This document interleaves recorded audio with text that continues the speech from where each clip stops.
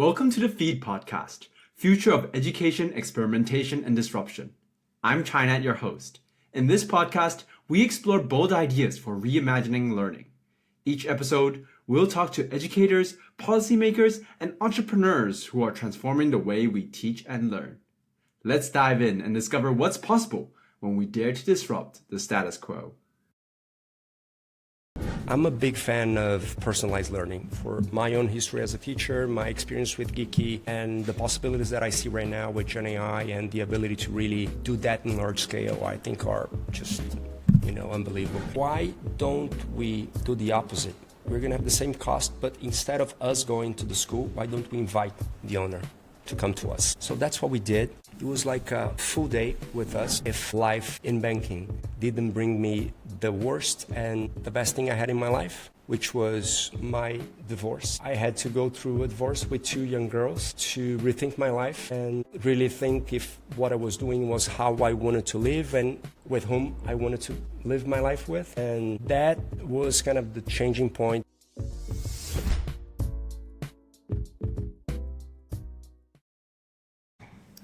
Awesome.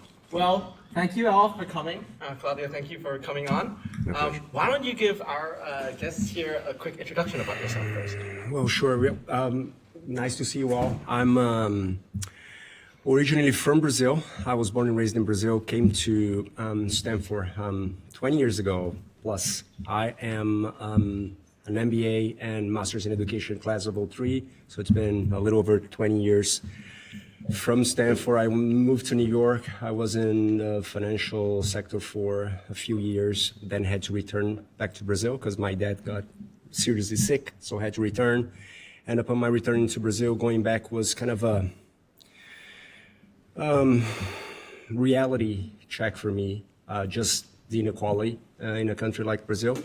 And then decided to quit my finance career and do something back in education. I can tell you why. My mother was a teacher. I was myself a teacher for a few years before coming to Stanford, so decided to start something that was Geeky. I can talk a little bit more about it. And so I sold Geeky a couple of years ago, got the invitation to return to Stanford as an entrepreneur in residence, so I've been here for 2 years now. Amazing. Can you share us a little bit more about Geeky and Geeky's impact and growth? Yeah. So the idea with Geeky was back in 2012. Think of a country where 85% of the students are in public schools. 50% of the kids who start high school in Brazil, they don't finish. Out of those who finish, about 10% have the basic level in math and Portuguese. So that's kind of the outcome of the system we have. So my idea back then was to try to offer a higher quality education in large scale. The only way I saw that I could do that was through technology. It was actually using machine learning and AI. That was 14 years ago. So it was before Gen AI. But started with me and my co-founder, kind of went through the whole journey of raising money. So we kind of bootstrapped in the beginning. We were able to bring kind of a seed money with angel investors. Then did a Series A, Series B, a combination of venture capital, impact investors, corporations, latest round, strategic investor. And I guess the first 5 years was really hard for us to understand and figure out the business model. That was something that I think we learned throughout the journey. And then the last 5 years, I think we learned what the solution was, what kind of problem we were trying to solve. And the way, just so that you understand, we tried B2C, we tried B2B, we partnered with government as well. It was a combination of these things in the first 5 years. But I think what really helped us make sense, think of a full curriculum, like all in Brazil is like in high school is 16 different subjects. So biology, physics, chemistry, math, all 16 subjects, all digital, all in one platform, which we're able to capture all the data from students in real time. and offer that data back to teachers, family, student, and use that data to customize. It was essentially like real-time data and real-time remediation for kids. We started with high school, went down to middle school. For lower school, it was a combination of paper and digital, but the core of it was middle and high school. And when COVID came, schools shut down. There was no other solution in the market that was able to offer that data back to the schools and kind of knowing what each kid was doing, regardless of where they were. So for us, from a business perspective, it was just like exponential growth. And then sold the company in 2022. And kind of in a nutshell, that's the story. So it seems like, a lot of the things that you mentioned earlier about data involves having strong collaborations and partnerships with potentially governments and NGOs. That's right. Can you share a little bit more about some of the strategies that you've used to kind of help to establish these partnerships? I guess even though we raised money, I think we were very fortunate to have kind of a scarcity mindset from the get-go. I mean, it was really clear to us that we could not spend the money we were able to raise and things that were not core to what we were doing. When you have money, it could be a blessing, but it could be a blessing, or it could be, kind of a curse if you are incentivized to spend money and try to grow as much as you can before you know what you're spending money on. And so I think that scarcity mindset for us is really important because, for example, I'll give you some examples to make that clear. We needed the data, and the only way to get the data was to try to have as many users as we could. So the business model in the early days was like one pay, one free model. For every student that paid, we would offer for free to a kid from a public school. So it was kind of a win-win because students were able to access our tool and at the same time we were getting more data. Once we understood that it was kind of one paid student to 10 free students. When I left Geeky, it was more about 1 to 1,000. So we were able to impact roughly 12 million kids throughout our journey and get the data, use the data to kind of adjust our algorithms back then. And that's one of example of, trying to or finding ways that you can leverage what you have, scarce resources, but improve your solution. That's one thing. The other thing was education is something that touches people's hearts, right? So when we were offering scholarships for kids in public schools, we were able to gather or to attract a lot of well-known people in Brazil, like soccer players, actors, actresses, people who were influencers. And they were willing to help promote Geeky in exchange for scholarships for specific schools that they were supporting. So that was another way we were able to, kind of spending zero money, we were able to get more traction. Because in the education, I mean, if you're not a well-known brand, the word that defines whether people will buy your solution or not is trust, right? They trust your solution or no. You're a startup, theoretically you have higher risk, so they're always asking for validation and trust. You're coming from Stanford, that's a validation. But do they trust you? We don't know. So helping the brand create their brand awareness was extremely important for us. We're competing against companies that were in the market for 20, 30, 40 years, much more reputation than we did. So that was, I think, key for us to get penetration. Ultimately, in this combination of people helping us create brand awareness and we offering for free, at some point we were in 99.9% of the cities in Brazil, there was someone using Geeky, which was amazing, with pretty much very little marketing budget. So that combination of awareness, of data, and also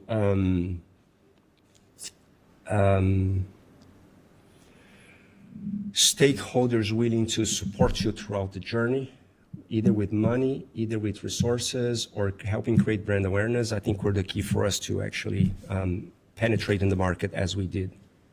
Seems like you guys took very many meaningful steps to really build up the brand for Geeky as you kind of build it out. Yeah. I'm curious to know, like in this modern day and age with, the disruptions that we've seen in AI and at Davos, you've been exposed to the global trends and insights. What shifts do you potentially see right now with, currently the field of education and entrepreneurship, especially with regards to as how AI potentially reshapes both fields? Just to give a little bit of background, through Geeky, the World Economic Forum, every year they do like a social entrepreneurship award. Usually they choose a hand of people globally to be part of their network. And through Geeky, we're lucky and fortunate to be chosen in 2016. So I've been part of that group since then. And, if you're not aware or if you don't know about this award, I think I would highly recommend you to look. It's the Schwab Foundation, which is the foundation sister to the World Economic Forum. They do this every year. And for me, it's been an amazing opportunity. Well, having said that, I've been to Davos a few times. I was there just a couple of weeks ago. And I think for our discussion here, I think there are three things that I heard that I think are either potential opportunities or you're going to find support and sponsorship from either private sector or public sector. The first thing obviously is AI. It's the fear of displacement. It's fear of what's going to happen with the workforce. So the idea of upskilling and reskilling I think permeates every discussion at Davos this year. So there's plenty of opportunities, whether it's in developed or non-developing countries, probably through corporations. There are some that are more prone to work with social entrepreneurs, work with startups, and there are, calling this, they call social procurement, which is basically have a affirmative action in hiring or working with social entrepreneurs globally that are addressing these issues according to the values that they have. So I think this is, without a doubt, one great opportunity. The other one, certainly refugees is another big topic. The displacement of people because of wars or because of economic differences, whether it's in the Americas or primarily in Europe. How do we address the fact that these kids are being displaced, have no formal education? What are the solutions that can be used? What kind of solutions that can be deployed in large scale, which can help these populations? So that was another thing. And the last one, obviously, is just, goes back to English in general. Seems like a simple thing, but a lot of the opportunities to these new technologies are in English. If you want to code, it's probably in English. If you want to learn a lot of the new materials, it's always in English. So I come from a country where, it's the sixth economy in the world, and I would argue that probably 2% of the population probably speaks English, if so. So that's a huge barrier. I know there are many other solutions, but I think this is also still a huge opportunity for startups and new ideas. Cool. So you mentioned, different areas of innovation, whether that be supporting some of these displaced kids, helping out with these kind of language barriers. Are there any other ways that you envision AI furthering transforming learning in the next 5 to 10 years? Well, I think there's countless opportunities, right? You're probably you know more than I do, but when I left Geeky, we were about 500 people. I think we would probably be able to do a better job, a faster job, with maybe a third or maybe a quarter of the people we had back then. And so I think there's possibilities. I'm not going to repeat what you've been hearing, but I'm a big fan of personalized learning. For my own history as a teacher, my experience with Geeky, and the possibilities that I see right now with Gen AI and the ability to really do that in large scale, I think are just, unbelievable. Every persona that you look in a school, I think could benefit from what we can do with AI. Teachers, students, let's not forget the admin people, and also parents. So, I mean, I think we've never seen so many opportunities like we have right now. However, just 99% of the EdTechs that I've seen that didn't work out, failed, it's never because they didn't have a product. It was just because they didn't have customers. So that's, I mean, at the end of the day, I think that's, let's not forget that with AI, without AI, you know, as long as you have customers, you are in the game. If you don't have it, you might have the best team, the best solution. It's not going to work. Seems like, you know, you mentioned earlier that you have your history as a teacher. Yeah. And also that, you know, it's important to have customers. I wonder if you're drawing some of these experiences from your past experiences as investment banking. And I'm curious to know a little bit more about your personal journey. Yeah. Can you share a little bit more about, like, how did you actually make that leap from investment banking into founding like Geeky, and how has your background influenced your approach to education innovation? Yeah, well, I mean, honestly, what I learned in banking was exactly the opposite that I think I had to relearn as an entrepreneur, because, you know, I think we are educated, at least I was, you know, to be a good student, right? And back for me, being a good student was to follow the rules, to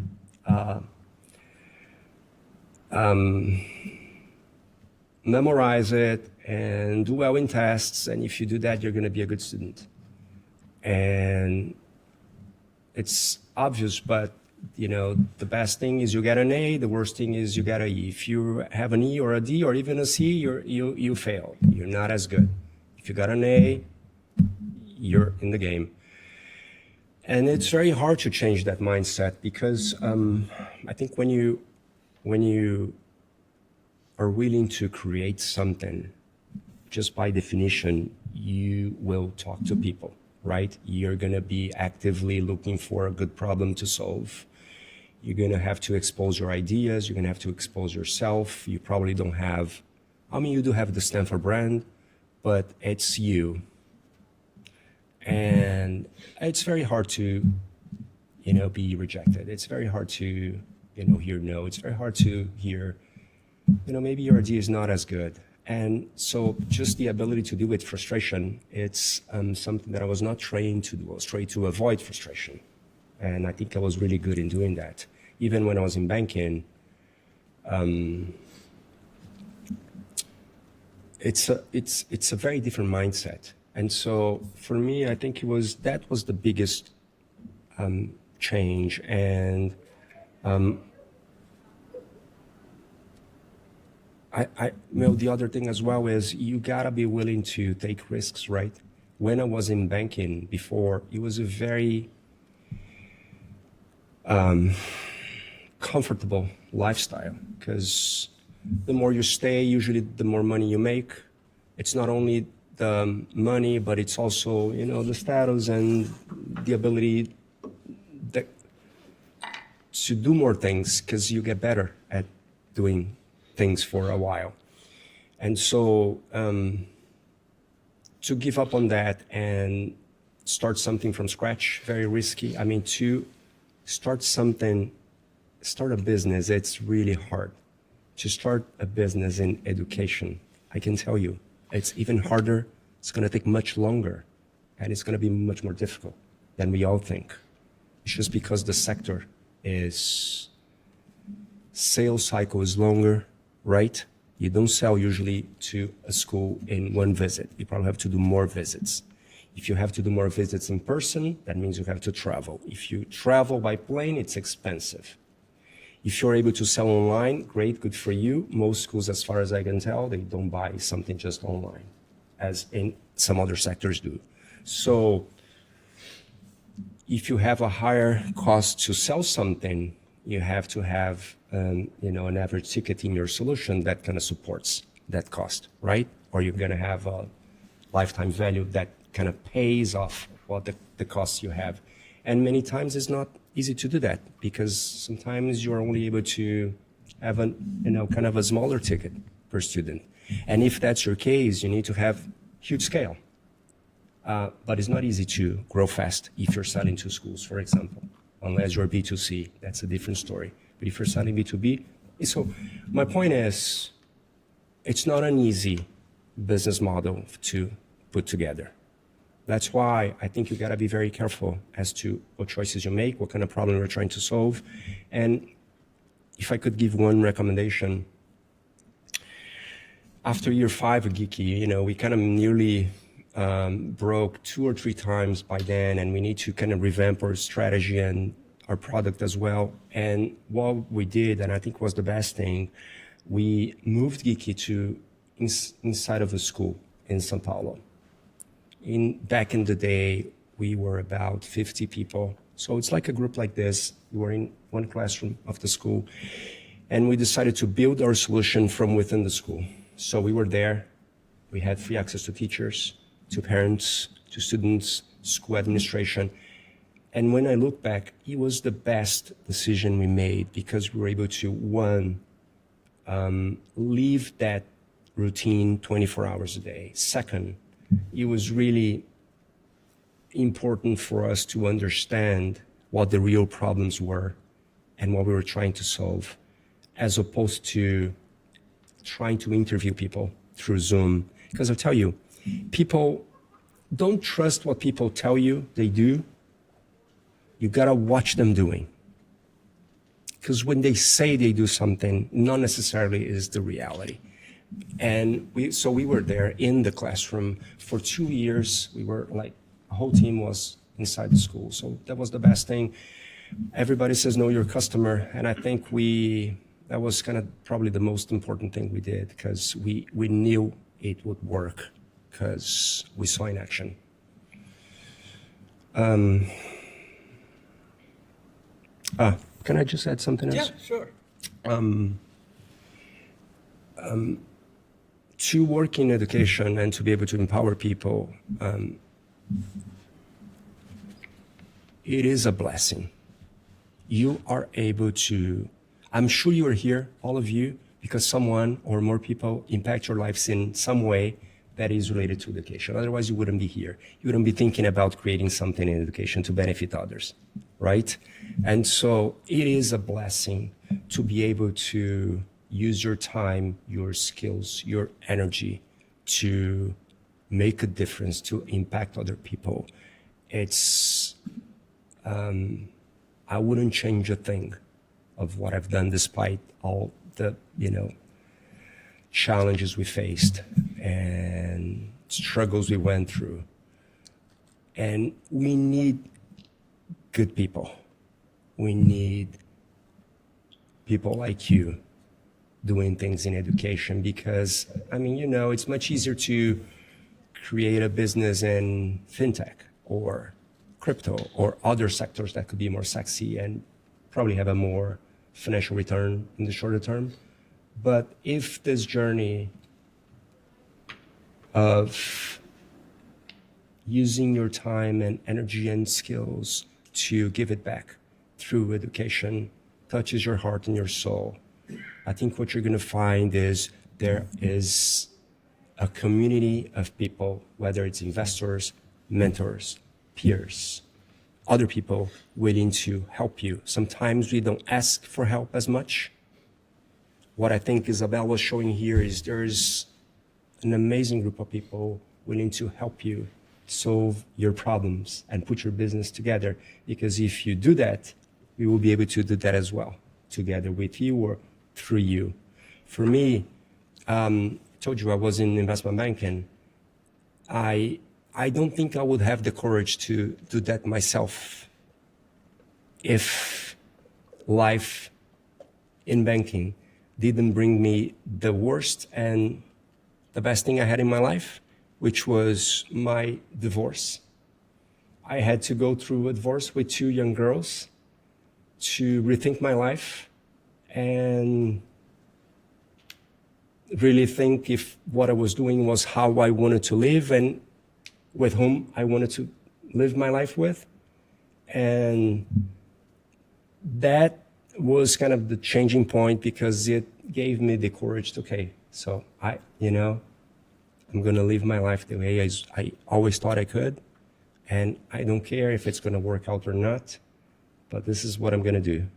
And I tell you, I mean, the journey couldn't be more difficult, but it couldn't be more rewarding. Not only when you look at the results of what Geeky did, but the most important thing is kind of the people that join you in this journey. And so for me, when I look forward for my life right now, it's not as much as what I'm going to do, it's much more with whom.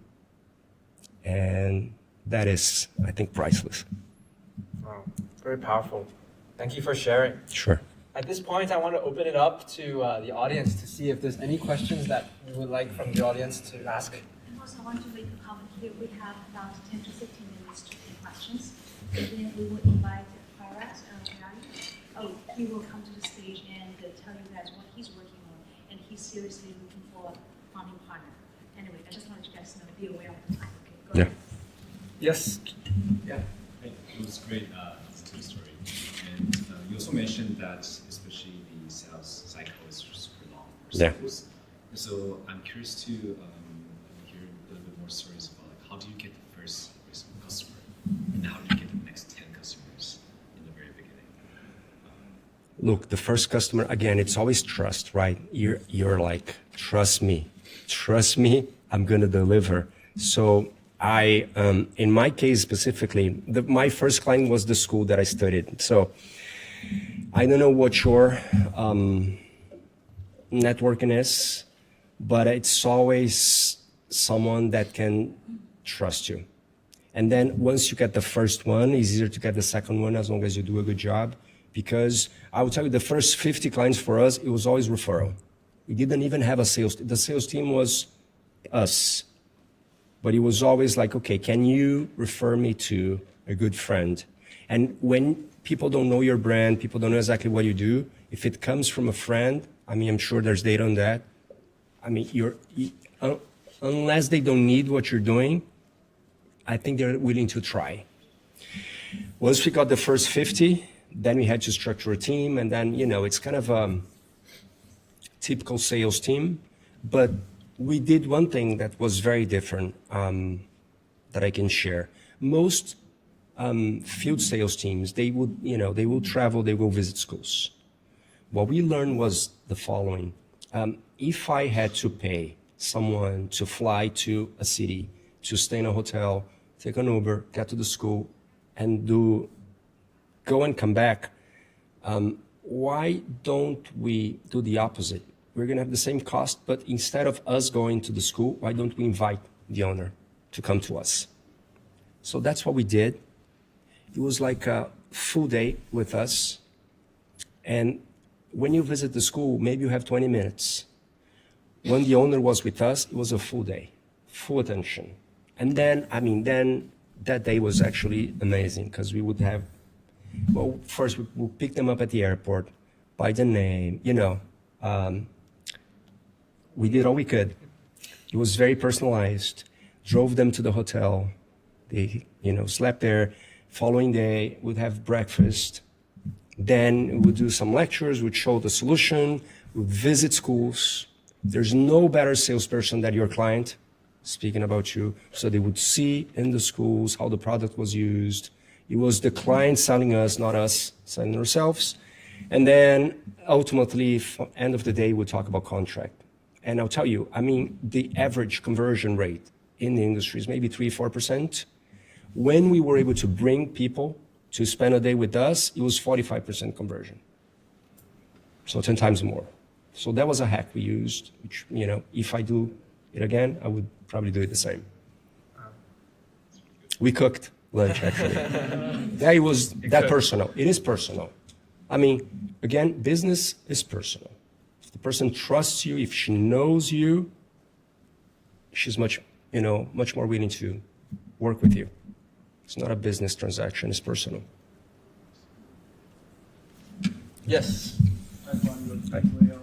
Hi. Thank you for your inspiring story and really amazing insight. My question is about your path from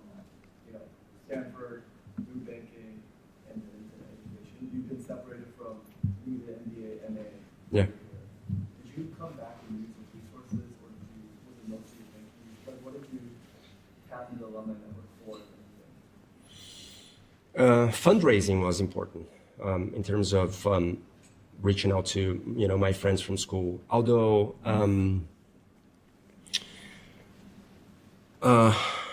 one colleague of mine was an early investor at Geeky, but we got referrals when we were doing like Series A, Series B. So that was, I think, an important thing.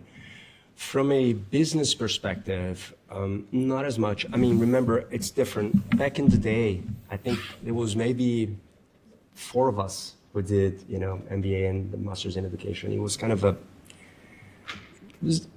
was not sexy. It was not considered as much as a business. It was more like, I don't know, people were not interested.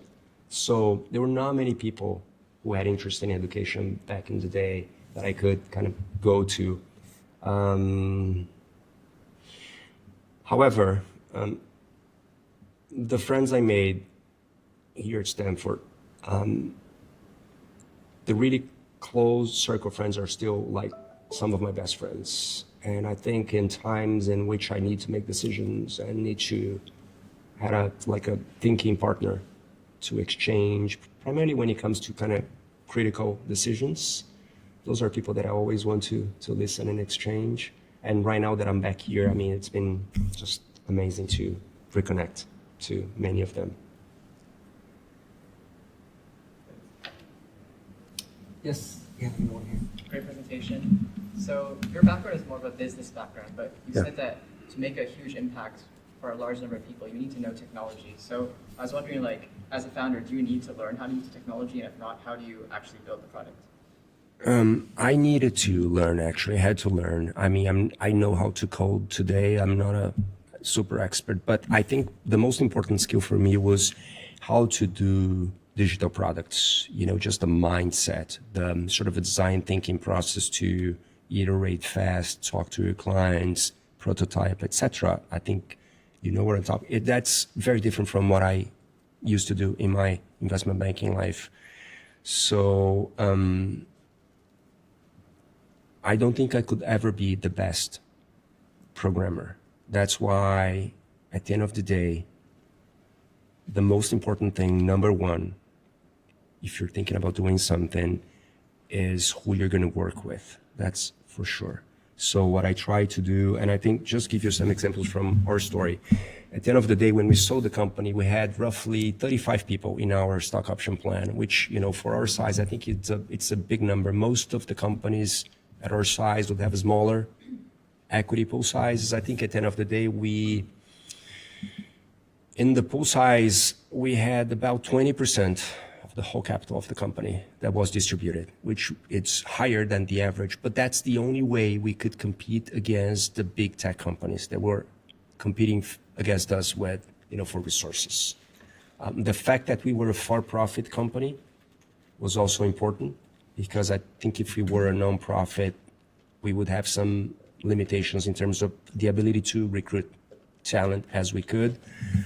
So, I mean, I think everybody says that, but it really is about the people that you're able to bring with you.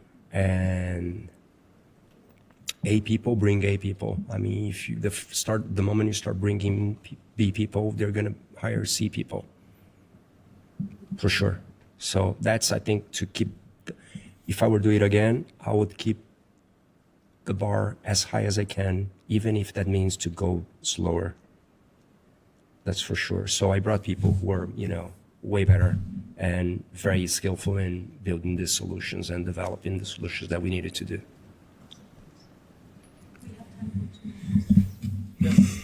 So you talked about like the differentiation of for-profit and non-profit. Did that at the beginning of the journey, did you think about the implications of like was that decision, or was it always clear that you were going to move forward?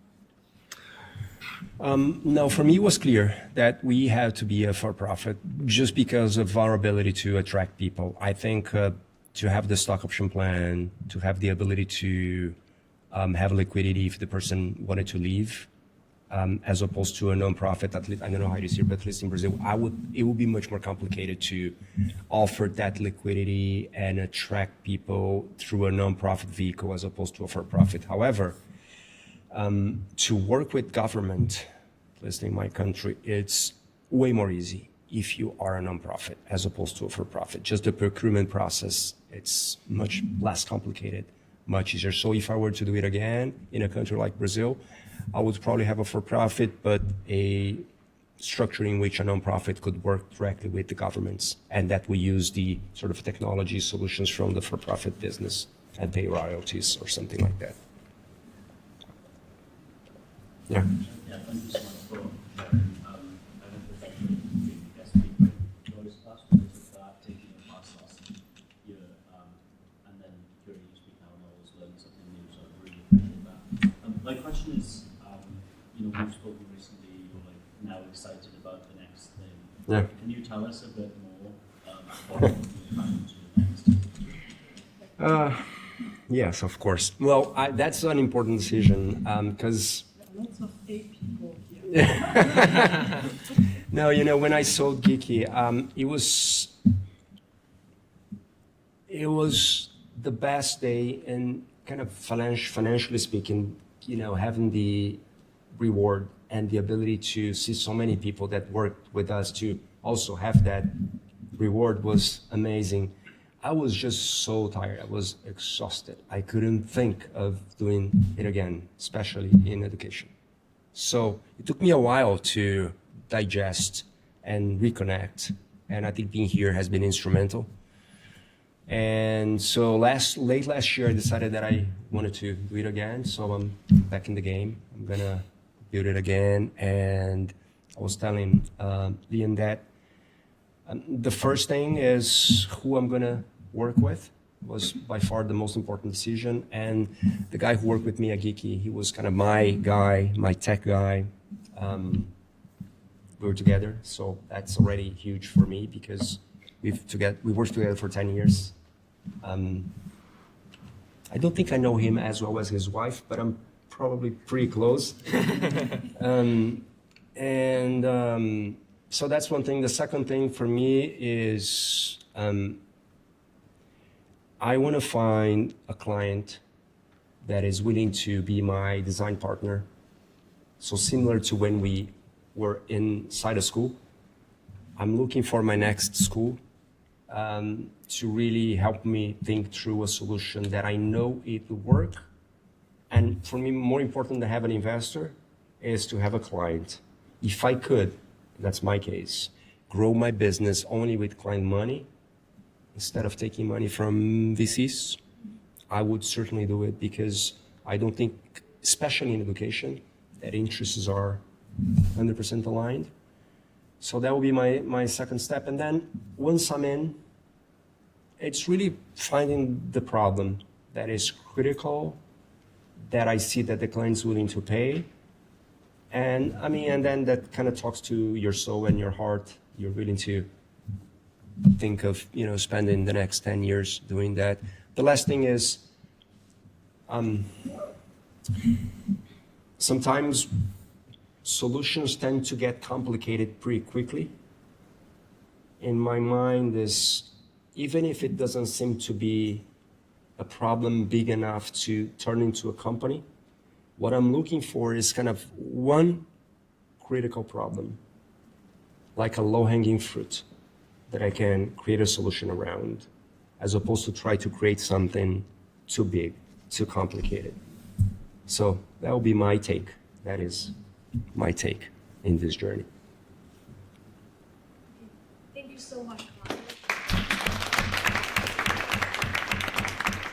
I want to share one number, although we didn't mention it. Claudio's Geeky, that company has impacted 10 million students in Brazil. 10 million. Think about the number. Anyway, thank you so much once again. Thanks for tuning into the Feed podcast. If you enjoyed this episode, leave a comment and let us know your thoughts. We'd love to hear from you. Send any questions or ideas to feedpodcastchannel@gmail.com. See you next time.